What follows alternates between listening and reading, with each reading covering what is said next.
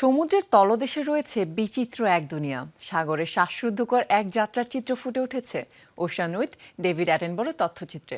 প্রবাল প্রাচীর, কেফবন ও উন্মুক্ত সমুদ্রের অসাধারণ দৃশ্য দেখানো হয়েছে এখানে। তুলে ধরা হয়েছে জলজ প্রাণী ও উদ্ভিদের বিপন্ন হওয়ার প্রক্রিয়া। সম্প্রতি লন্ডনে একটি থিয়েটারে হয়ে গেল এই তথ্যচিত্রের বিশেষ premier. Through the course of my life, we have been on a voyage of ocean discovery. ৯৮ বছর বয়সী স্যার ডেভিড ফ্রেডেরিক অ্যাটনবরো একজন জীববিজ্ঞানী, প্রাকৃতিক ইতিহাসবিদ ও লেখক। তিনি বিবিসি স্টুডিওস ন্যাচারাল হিস্ট্রি ইউনিটের জন্য প্রকৃতি নির্ভর 9টি তথ্যচিত্র নির্মাণ ও উপস্থাপনার জন্য সর্বাধিক পরিচিত।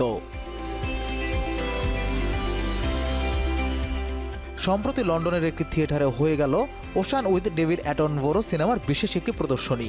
এটি যৌথভাবে পরিচালনা করেছেন কলিন বাটফিল্ড, টবি নওলান, কিথ স্কোলি। ওশান উইথ ডেভিড অ্যাটনবরোর প্রিমিয়ারে চলচ্চিত্র নির্মাতারা ব্রিটিশ প্রকৃতিবিদ ডেভিড অ্যাটনবরোর প্রশংসায় পঞ্চমুখ ছিলেন। ডেভিড অ্যাটনবরো শব্দের অর্থ সত্য, সততা, বস্তুনিষ্ঠতা ও শ্রদ্ধা। ডেভিড অ্যাটনবরো যখন কিছু বলেন, আমি নিঃসন্দেহে তা বিশ্বাস করতে বাধ্য। তার বদৌলতে আমরা প্রকৃতি ও জীব বৈচিত্র্য সম্পর্কে বৈজ্ঞানিক জ্ঞান লাভ করি। 1953 সালে টিভি সিরিজ অ্যানিমেল ডিসগাইজেস দিয়ে তার সম্প্রচার ক্যারিয়ার শুরু করার পর থেকে অ্যাটনবরো কয়েক দশক ধরে তথ্যচিত্র নির্মাণ করার জন্য বিশ্ব ভ্রমণ করেছেন।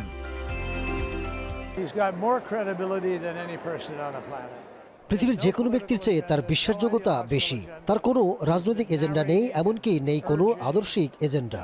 মানুষকে দায়িত্বশীল হতে তিনি প্রকৃতি সম্পর্কে বর্ণনা করেছেন। আমি মনে করি ওশান উইথ ডেভিড অ্যাটনবরোর মাধ্যমে বিশ্বজুড়ে মানুষকে সমুদ্র ও জলবায়ুর চ্যালেঞ্জ সম্পর্কে জানাতে পারবে।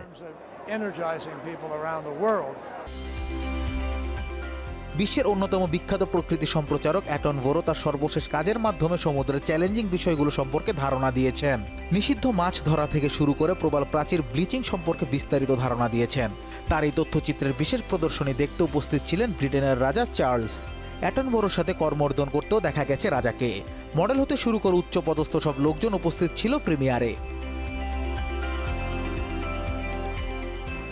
এই বৃহস্পতিবার অ্যাটনবরোর ৯৯তম জন্মদিনে মুক্তি পাবে সিনেমাটি। এই তথ্যচিত্রের উপর ভিত্তি করে জুনে জাতিসংঘের মহাসাগর সম্মেলনের আগে সমুদ্রের জীববৈচিত্র্য রক্ষার জন্য একটি চুক্তি অনুমোদন করা হবে।